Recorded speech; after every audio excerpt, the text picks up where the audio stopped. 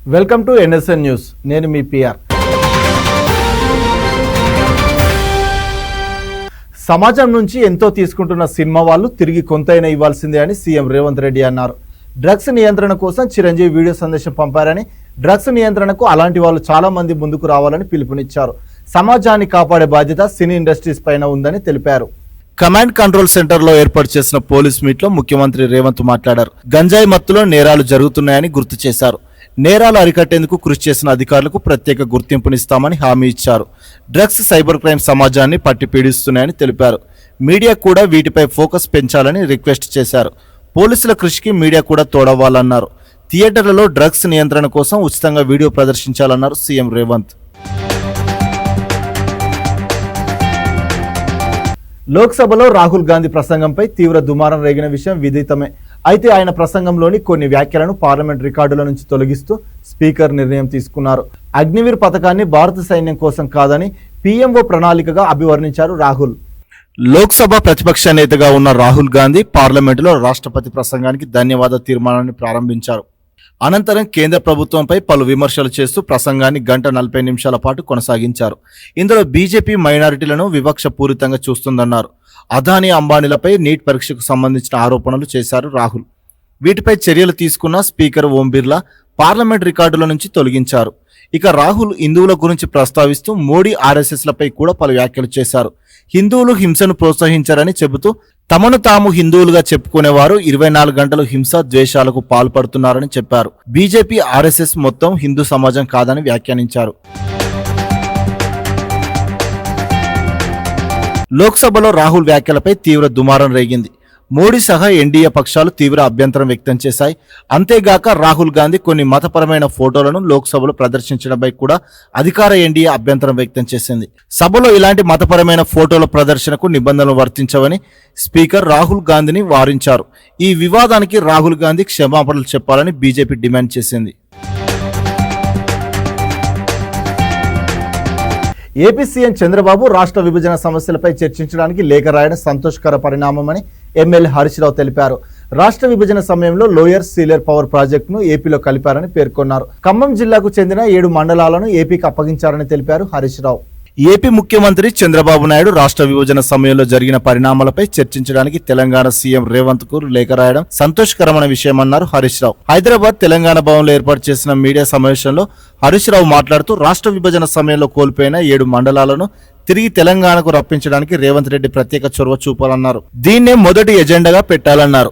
7 మండలాలు ఇచ్చిన తర్వాతనే మిగిలిన అంశాలపై ముందుకు వెళ్లాలని హరీష్ రావు సీఎం రేవంత్ రెడ్డికి సూచించారు. చంద్రబాబు అత్యంత శక్తివంతుడని, బీజేపీ, కేంద్ర ప్రభుత్వం ఆయన చేతిలోనే ఉన్నాయని తెలిపారు. ఏపీ ప్రభుత్వంలో పెన్షన్ పెంచితే తెలంగాణ సీఎం మాత్రం 2 నెలలు పెన్షన్ బకాయి పడ్డారని తెలిపారు. అదేవిధంగా ఖమ్మం జిల్లా చింతకాని మండలంలో ప్రభాకర్ అనే ఓ రైతు ఆత్మహత్య చేసుకున్నారని, ఆయన ఆత్మహత్య చాలా హృదయ విదారకంగా ఉందన్నారు. ప్రభాకర్ కుటుంబ సభ్యులు ఫిర్యాదు చేస్తే పోలీసులు పట్టించుకోవడం లేదన్నారు హరీష్ రావు. ఆ కుటుంబంలో ఒకరికి ఉద్యోగం కల్పించాలని కోరారు. క్రికెట్ అభిమానులకు గుడ్ న్యూస్ వచ్చింది. టీ20 ప్రపంచ కప్ గెలిచిన భారత జట్టు బెరిల్ హరికేన్ తుఫాన్ కారణంగా బర్బాడోస్లోని చిక్కుకుపోయిన విషయం తెలిసిందే. అయితే వారంతా స్వదేశానికి వచ్చేందుకు లైన్ క్లియర్ అయింది. బీసీసీఐ ఏర్పాట్లు చేసిన ప్రత్యేక విమానంలో భారత జట్టు బర్బాడోస్ నుంచి స్వదేశానికి బయలుదేరేందుకు సిద్ధమైంది. టీ20 వరల్డ్ కప్ గెలిచిన ఇండియా ఇంకా బర్బాడోస్లోనే ఉంది. ఇండియాకు బయలుదేరదామని అనుకున్న భారత జట్టుకు వరుణుడు అడ్డు తగిలాడు. తాజాగా బీసీసీఐ భారత జట్టుకు ప్రత్యేకంగా ఏర్పాటు చేసిన విమానంలో నేడు భారత కాలమానం ప్రకారం సాయంత్రం 6 గంటలకు బార్బోడస్ నుంచి బయలుదేరనున్నారు. కాగా ఈ విమానం రేపు సాయంత్రం ఢిల్లీ చేరుకోనుంది. విమానంలో టీమిండియా క్రికెటర్లు, వారి కుటుంబ సభ్యులు, సహాయక సిబ్బంది, బీసీసీఐ ప్రతినిధి బృందం, స్పోర్ట్స్ జర్నలిస్టులు అంతా కలిపి 70 మంది వరకు ఉన్నట్లు అంచనా. వీరందరూ కలిసి చార్టెడ్ విమానంలో స్వదేశానికి తిరిగి రానున్నారు. టీ20 వరల్డ్ కప్ను భారత్ గెలవడంతో యావత్ భారతవాణి సంబురాల్లో మునిగి తేలుతుంది. ఇక సొంత గడ్డపై భారత జట్టుకు ఘన స్వాగతం పలికేందుకు దేశ ప్రజలు సిద్ధంగా ఉన్నారు. రాష్ట్ర విభజన అంశాలపై చర్చించేందుకు ముఖాముఖి భేటీ అవుదామంటూ తెలంగాణ సీఎం రేవంత్ రెడ్డికి ఏపీ సీఎం చంద్రబాబు లేఖ రాసిన విషయం తెలిసిందే. చంద్రబాబు లేఖకు సీఎం రేవంత్ సానుకూలంగా స్పందించారు. దీంతో హైదరాబాద్లోని ప్రజాభవన్లో 6వ తేదీన చంద్రబాబు, రేవంత్ రెడ్డి సీఎం హోదాలో తొలిసారి భేటీ కాబోతున్నారు. తెలుగు రాష్ట్రాల ముఖ్యమంత్రుల భేటీపై టీజేఎస్ అధ్యక్షుడు ప్రొఫెసర్ కోదండరాం కీలక వ్యాఖ్యలు చేశారు. ఆయన మీడియాతో మాట్లాడుతూ 10 ఏళ్లుగా పరిష్కారం కాకుండా ఉన్న రాష్ట్ర విభజన అంశాలపై చర్చించేందుకు చంద్రబాబు రేవంత్ రెడ్డి భేటీ కావడాన్ని స్వాగతించారు. ఇరు రాష్ట్రాల ముఖ్యమంత్రులు కూర్చొని చర్చించడం వలన విభజన సమస్యలు పరిష్కారం అవుతాయని ఆశాభావం వ్యక్తం చేశారు. ముఖాముఖి మాట్లాడుకుంటే 10 ఏళ్ల సమస్యలు పరిష్కారం అవుతాయన్నారు. గతంలో ఇరు రాష్ట్రాల ముఖ్యమంత్రులు జగన్, కేసీఆర్ కూర్చొని కలిసి భోజనం చేశారు. కానీ రాష్ట్ర విభజన అంశాలు, ప్రజా సమస్యలపై చర్చించలేదని సెటర్ వేశారు. కాకినాడ జిల్లాలో రెండో రోజు డిప్యూటీ సీఎం పవన్ కళ్యాణ్ పర్యటన కొనసాగుతుంది. రెండో రోజు పర్యటనలో భాగంగా కలెక్టరేట్లో అన్ని శాఖలపై సమీక్షలు నిర్వహించారు. గత ప్రభుత్వంలో జరిగిన అభివృద్ధిపై డిప్యూటీ సీఎం ఆరా తీస్తున్నారు. డిప్యూటీ సీఎం పవన్ కాకినాడ జిల్లాలో రెండో రోజు పర్యటన భాగంగా సమీక్ష సమావేశాలను ఏర్పాటు చేశారు. కాకినాడ కలెక్టరేట్లో పంచాయతీరాజ్ అధికారులతో పవన్ కళ్యాణ్ మాట్లాడుతూ గత 5 ఏళ్లు ప్రభుత్వ ప్రోత్సాహాలు ఏమేమి ఉన్నాయని అడిగి తెలుసుకున్నారు. మహిళా సమైక్యలు, స్వయం సహాయక సంఘాలకి అందిన ప్రోత్సాహాలపై ఆరా తీశారు పవన్. పెట్టుబడి నిధి, వడ్డీ రాయితీలు ఎలా ఇస్తున్నారని, ఇక గ్రామాల్లో ఏ నిష్పత్తిలో నిధులు ఖర్చు పెడుతున్నారని అధికారులను ప్రశ్నించారు డిప్యూటీ సీఎం. అలాగే పన్ను వసూలు ఆశించిన స్థాయిలో కావడం లేదన్నారు. తాగునీటి కోసం ఎంత ఖర్చు అవుతుందని పవన్ ప్రశ్నించారు. గ్రామాల్లో తాగునీటి సౌకర్యాలపై ఫోకస్ చేయాలని అధికారులను ఆదేశించారు. అదేవిధంగా అటవీ శాఖ అధికారుల రివ్యూలో డిప్యూటీ సీఎం పవన్ కళ్యాణ్ కీలక వ్యాఖ్యలు చేశారు. కాకినాడలో మాడ అడవులను ధ్వంసం చేస్తున్న అధికారులు ఎందుకు పట్టించుకోవడం లేదని ప్రశ్నించారు. 90 ఎకరాలలో మాడ అడవులు ఉంటే 58 ఎకరాలు కొందరు అక్రమార్కులు లేఅవుట్ గా మార్చేస్తే మీకు సంబంధం లేదా అని అధికారులను నిలదీశారు. అధికారులు ప్రభుత్వం కోసం కాదు, ప్రజా శ్రేయస్సు కోసం పనిచేయాలని స్పష్టం చేశారు. కోరింగ అభయారణ్యంలో సారా తయారీ జరుగుతుందని సమాచారం ఉందని, అసాంఘిక కార్యకలాపాలు జరిగితే జీవరాశులు మనుగడ ఉండదని మండిపడ్డారు డిప్యూటీ సీఎం పవన్.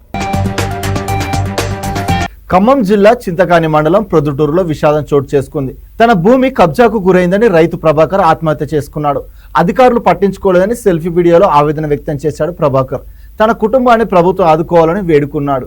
ఖమ్మం జిల్లా ప్రొద్దుటూరు గ్రామానికి చెందిన బోజెడ్ల వీరభద్ర, బోజెడ్ల ప్రభాకర్ రావుకి 7 ఎకరాల భూమి ఉంది. సర్వే నెంబర్ 276, 277లో ఉన్న భూమి విషయంలోనే వివాదం నెలకొంది. ఇందులో కొంత భూమిని గ్రామానికి చెందిన నాయకులు, చెరువు సొసైటీ సభ్యులు కబ్జా చేశారని ప్రభాకర్ ఆవేదన వ్యక్తం చేశాడు. పొలంలో పొక్లైన్, జేసీబీలతో గుంతలు తీసి మట్టిని కూడా తరలిస్తున్నారంటూ కన్నీరు పెట్టారు. తన ఆవేదన మొత్తాన్ని సెల్ఫీ వీడియోగా తీసి తనకు చావే గతి అంటూ పురుగుల మందు తాగడం సంచలనంగా మారింది. తన సమస్యను పలుమార్లు రెవెన్యూ అధికారులకు చెప్పినా పట్టించుకోలేదని, గ్రీవెన్స్ లో కలెక్టర్కు ఆర్జీ ఇవ్వడానికి వెళ్తే అది కుదరలేదని ఆవేదన వ్యక్తం చేశారు. తనకు మరో మార్గం లేదనే ఉద్దేశంతోనే పురుగుల మందు తాగినట్టు సెల్ఫీ వీడియోలో చెప్పారు. 7 ఎకరాల భూమిలో 3 ఎకరాలు సర్వనాశనమైందని, ఈ వీడియో ముఖ్యమంత్రి రేవంత్, ఉప ముఖ్యమంత్రి బట్టి విక్రమార్కకు చేర్చాలని కోరారు. తన కుటుంబాన్ని ఆదుకోవాలంటూ రైతు వీడియోలో చెప్పడం చుపారులను కంటతడి పెట్టిస్తున్నది. కాగా ప్రభాకర్ పురుగుల మందు తాగిన విషయం తెలిసిన వెంటనే కుటుంబ సభ్యులు ఘటనా స్థలానికి చేరుకొని ఆసుపత్రికి తరలించారు. అయితే అప్పటికే పరిస్థితి చేయి దాటిపోయింది. మార్గ మధ్యలోనే ప్రభాకర్ చనిపోయాడు. దీంతో కుటుంబ సభ్యులు కన్నీరు మున్నూరిగా విలిపిస్తున్నారు. ఖమ్మం జిల్లాలో రైతు ఆత్మహత్య రాష్ట్ర వ్యాప్తంగా సంచలనంగా మారింది.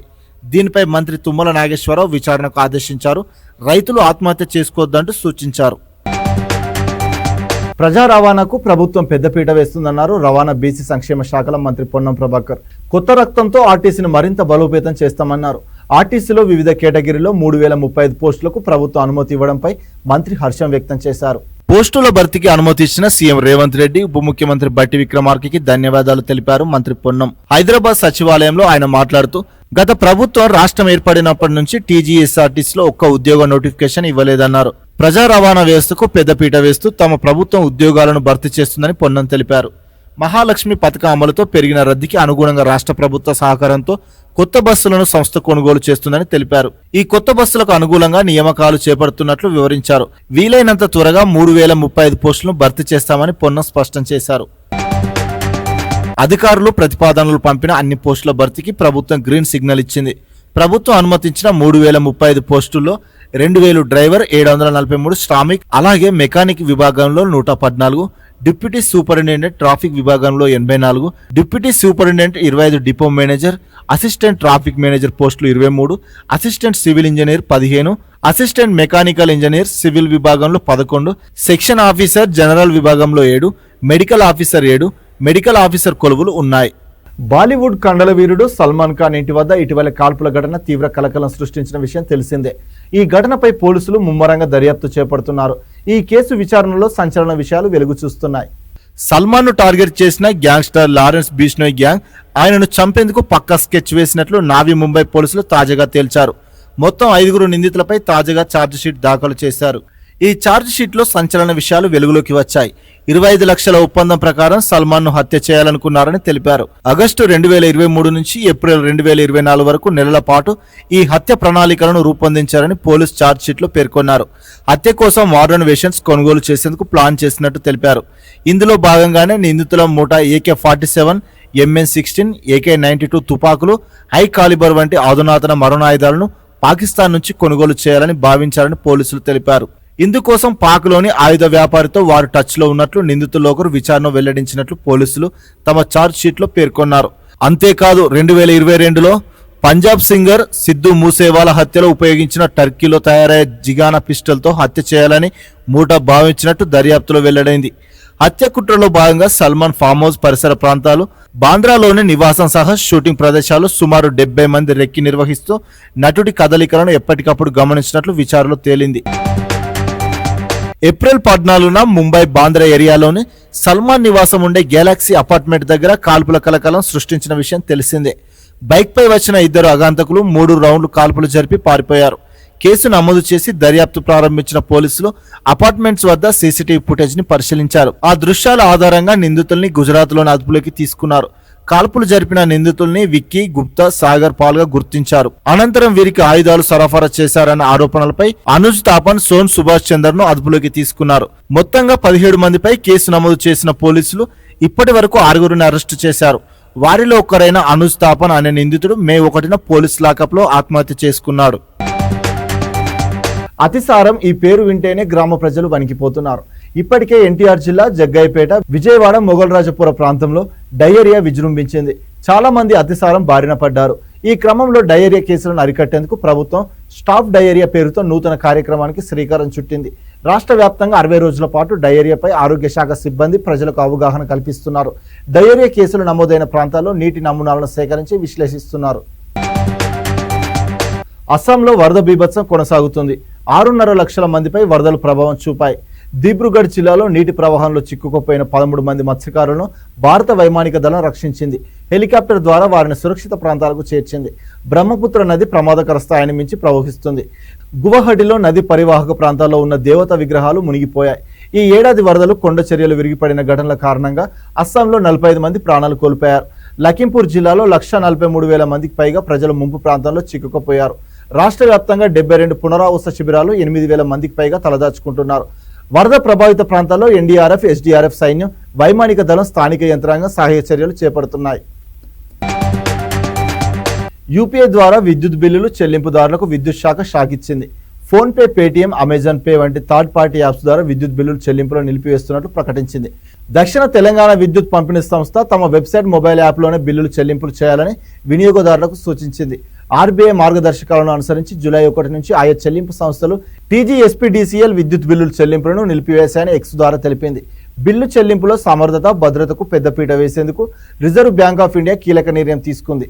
బిల్లు చెల్లింపులన్నీ భారత్ బిల్ పేమెంట్ సిస్టమ్ ద్వారానే జరగాలని నిర్దేశించింది. పార్వతీపురం జిల్లా కూరుపాక నియోజకవర్గంలోని గిరిజన ప్రాంతాల్లో తాగునీటి సదుపాయం లేక ప్రజలు తీవ్ర ఇబ్బందులు పడుతున్నారు. స్థానిక ఆర్డబ్ల్యూఎస్ సబ్ డివిజన్ కార్యాలయం వద్ద గిరిజనులు నిరసన తెలిపారు. బోర్లు వేయించి తాగునీటి సదుపాయం కల్పించాలని గిరిజన సంఘం జిల్లా సహాయ కార్యదర్శి శ్రీనివాస్ డిమాండ్ చేశారు. సమస్యపై అధికారులకు ఎన్నిసార్లు ఫిర్యాదు చేసినా పట్టించుకోవడం లేదని గిరిజనులు వాపోయారు. వాయువ్య పశ్చిమ మధ్య బంగాళాఖాతంలో ఏర్పడిన ఉపరితల ఆవర్తన ప్రభావంతో తెలంగాణలో భారీ వర్షాలు కురిసే అవకాశం ఉన్నట్టు వాతావరణ శాఖ తెలిపింది. ఈ తుఫానుతో గాలులు పశ్చిమ, నైరుతి దిశల నుంచి వీస్తున్నాయని అధికారులు వెల్లడించారు. రానున్న 3 రోజుల్లో రాష్ట్రంలోని ఉమ్మడి వరంగల్, మహబూబాబాద్, ఖమ్మం, నల్గొండ, ఆదిలాబాద్ జిల్లాలో భారీ వర్షాలు పడే అవకాశం ఉందని ఐఎండీ తెలిపింది. ఇక ఉమ్మడి రంగారెడ్డి, మహబూబ్ నగర్, కరీంనగర్ జిల్లాలో తేలికపాటి నుంచి ఓ మోస్తారు వర్షాలు కురిసే అవకాశాలున్నట్లు అధికారులు పేర్కొన్నారు. వర్షం పడేటప్పుడు గంటకు 30 నుంచి 40 కిలోమీటర్ల వేగంతో ఈదురు గాలులు వీచే అవకాశం ఉందని తెలిపారు. పటాన్ చెరువు బీఆర్ఎస్ ఎమ్మెల్యే గూడ మహిపాల్ రెడ్డి ఈడీ విచారణకు హాజరయ్యారు. ఇటీవల మహిపాల్ రెడ్డి, ఆయన సోదరుడు మధుసూదన్ రెడ్డి నివాసాల్లో ఈడీ అధికారులు సోదాలు జరిపిన విషయం తెలిసిందే. ఈ సోదాల్లో పలు కీలకమైన డాక్యుమెంట్లను స్వాధీనం చేసుకున్నారు ఈడీ అధికారులు. మహిపాల్ రెడ్డి వ్యాపార లావాదేవీలు, అకౌంట్స్, మనీ ట్రాన్సాక్షన్స్ పై ఆరా తీశారు అధికారులు. ఇక విచారణలో భాగంగా ఆయన ఇవాళ ఈడీ కార్యాలయానికి వచ్చారు. ఢిల్లీ మహిళా కమిషన్ను క్రమ పద్ధతిలో నాశనం చేయడానికి ఆమ్ ఆద్మీ ప్రభుత్వం ప్రయత్నిస్తుందని ఆ పార్టీ రాజ్యసభ ఎంపీ స్వాతి మాలివాల్ ఆరోపణలు చేశారు. ఈ మేరకు సీఎం అరవింద్ కేజ్రీవాల్ కు 4 పేజీల సుదీర్ఘ లేఖ రాశారు. ప్రస్తుతం ఢిల్లీ మహిళా కమిషన్ ఎదుర్కొంటున్న సవాళ్లను ఎత్తి చూపారు. తాను గతేడాది జనవరిలో మహిళా కమిషన్ కు రాజీనామా చేసినప్పటి నుంచి ఆఫ్ ప్రభుత్వం మహిళా కమిషన్ ను పట్టించుకోవడం లేదని లేఖలో పేర్కొన్నారు. కమిషన్ బడ్జెట్ కు ఏకపక్షంగా కోతలు విధించినట్లు తెలిపారు. కమిషన్ సిబ్బందిని తొలగించడంతో ప్రస్తుతం తీవ్ర సిబ్బంది కొరతను ఎదుర్కొంటుందని స్వాతి పేర్కొన్నారు. రేఫ్ క్యాపిటల్ ఆఫ్ ది వరల్డ్ గా అపఖ్యాతిగాంచిన నగరానికి సీఎంగా ఉన్న అరవింద్ కేజ్రీవాల్ మహిళలు బాలికలకు రక్షణ కల్పించే వ్యవస్థలను కాపాడడం చాలా కీలకమన్నారు. నీట్ పేపర్ లీకేజ్ కి నిరసనగా విద్యార్థి సంఘాల తరపున ఎల్లుండి విద్యా సంస్థల భారత్ బంద్ కు పిలుపునిస్తున్నట్లు బల్మూరు వెంకట తెలిపారు. ఈ నేపథ్యంలో రాష్ట్ర వ్యాప్తంగా బంద్ కు అందరూ సహకరించాలని కోరారు. బంద్ తర్వాత కూడా కేంద్రం స్పందించకపోతే ఉద్యమాన్ని ఉధృతం చేస్తామని హెచ్చరించారు. ఈ అంశంపై కేంద్ర మంత్రులు కిషన్ రెడ్డి, బండి సంజయ్లకు కూడా బాధ్యత ఉందన్న బల్మూరి వారు మోదీపై ఒత్తిడి తెచ్చి నీట్ పరీక్షను రద్దు చేయించాలని డిమాండ్ చేశారు. అన్ని విద్యార్థి యువజన సంఘాలు, తెలంగాణ జనసమితి, కాంగ్రెస్ పార్టీ అనుబంధ సంఘాలు అందరం ఏకదాటిపైకి వచ్చి ఒక నిర్ణయానికి వచ్చి 24 లక్షల మంది విద్యార్థుల పక్షాన మనం పోరాటం చేయాలి.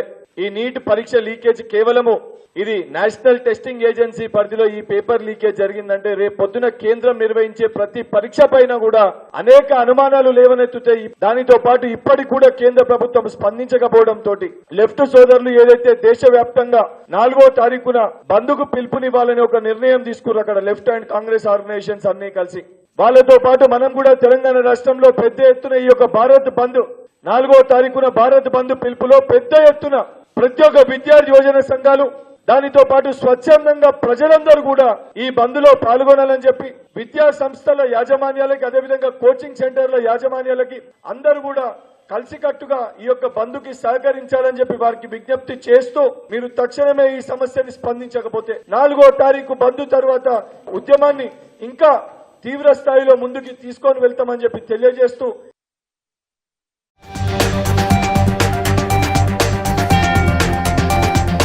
టీపీసీసీ చీఫ్ ఎవరు అనే దానిపై ఉత్కంఠ కొనసాగుతుంది.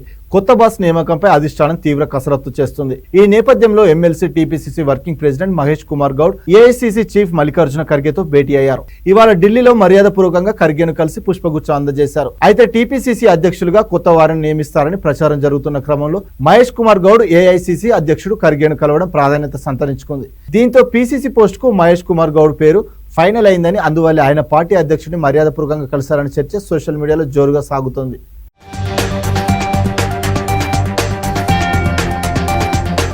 విజయవాడలో ఈ నెల 8న వైఎస్ రాజశేఖర రెడ్డి 75వ జయంతి ఉత్సవాలను AP Congress committee chief YS Sharmila నిర్వహించనున్నారు. ఈ సందర్భంగా ఆమె తెలంగాణలోని పలువురు నేతలను స్వయంగా కలిసి మా నాన్న జయంతికి రండి అంటూ ఆహ్వానిస్తున్నారు. ఈ నేపథ్యంలో సీఎం రేవంత్ రెడ్డిని ఆయన నివాసంలో వైఎస్ షర్మిల కలిశారు. షర్మిల రావడంతో ముఖ్యమంత్రి రేవంత్ రెడ్డి ఆమెకు శాల్వ కప్పి ఒక మొక్కను బహుమతిగా ఇచ్చారు. ఈ క్రమంలోనే సీఎం రేవంత్ రెడ్డి ట్వీట్ చేశారు. ఈ రోజు ఆంధ్రప్రదేశ్ కాంగ్రెస్ కమిటీ అధ్యక్షురాలు వైఎస్ షర్మిల కలిశారు.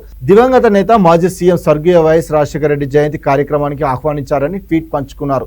మరోవైపు షర్మిల డిప్యూటీ సీఎం మల్లు భట్టి విక్రమార్క, మంత్రి పొన్నం ప్రభాకర్ ఇతర కాంగ్రెస్ నేతలను కలిసి ఆహ్వానించారు.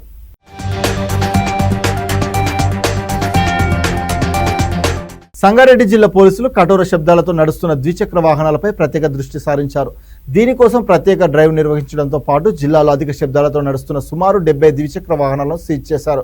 వాటి సైలెన్సర్లను జిల్లా కలెక్టర్ ముందు ప్రధాన రహదారిపై రోలర్తో తొక్కించి ధ్వంసం చేశారు. వాహనదారులకు రహదారి భద్రతపై అవగాహన కల్పిస్తూ ఇలాంటి చర్యలకు పాల్పడితే క్రిమినల్ కేసులు పెడతామని హెచ్చరించారు. కంపెనీలతో వచ్చిన సైలెన్సర్లను మాత్రమే వాడాలని వాహనదారులకు సూచించారు. ప్రజలందరూ తమకు సహకరించి ట్రాఫిక్ నిబంధనలు తప్పకుండా పాటించాలన్నారు పోలీసులు. శబ్దం వచ్చేలాగా దాన్ని మాడిఫై చేస్తున్నారు. వాళ్ళందరి దాదాపు 70 వెహికల్స్ సైలెన్సర్లన్నీ కూడా డిస్మాంటిల్ చేసి వాటిని ఒక సింబాలిక్ జెస్చర్ గా ఈ రోజు ఇక్కడ డిస్ట్రాయ్ చేయడం జరిగింది. So I request all the public and all the vehicle ఎవరైతే నడుపుతున్నారో వాళ్ళందరూ కూడా ట్రాఫిక్ రూల్స్ ఒబే చేయాలి. సైలెన్సర్ మాడిఫై చేయడం, వెహికల్ మాడిఫై చేయడము, నెంబర్ ప్లేట్స్ మాడిఫై చేయడము, లేదంటే పేపర్స్ లేకుండా తిరగడము, డ్రంక్ అండ్ డ్రైవ్ తాగి నడపడం ఇలాంటివి చేయకుండా మీరు ట్రాఫిక్ రూల్స్ అన్ని కూడా పాటించి మేము ఆల్రెడీ ఎఫర్ట్ ఎంత పెడుతున్నామో ప్రజల నుండి కూడా అంత సహకారం వస్తే బాగుంటుంది. దాంతోపాటు ఈ సైలెన్సర్లు ఈ స్పెషల్ డ్రైవ్లో బాగా ఇవ్వడం చేయడం జరిగింది. ఎవరు కూడా మళ్ళీ ఇట్లాంటి సైలెన్సర్లు మాడిఫై చేయడము, నెంబర్ ప్లేట్లు ఫోర్జరీ చేయడం లాంటివి చేయకుండా ఉండాలని కోరుకుంటున్నాను.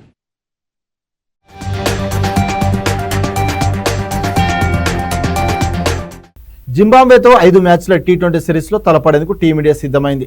టీ20 వరల్డ్ కప్ 2024లో భాగమైన ఆటగాళ్లందరికీ దాదాపుగా జింబాబ్వే పర్యటనకు సెలెక్టర్లు విశ్రాంతి ఇచ్చారు. దీంతో ఈ సిరీస్లో భారత జట్టుకు యువ ఓపెనర్ శుభమన్ గిల్ సారథ్యం వహించనున్నాడు. అభిషేక్ శర్మ, రియాన్ పరాగ్ వంటి యువ ఆటగాళ్లకు తొలిసారి భారత జట్టులో చోటు దక్కింది. ఇక ఈ సిరీస్ కోసం ఇప్పటికే శుభ్మన్ గిల్ సారథ్యంలోని భారత జట్టు జింబాబ్వేకు పయనమైంది.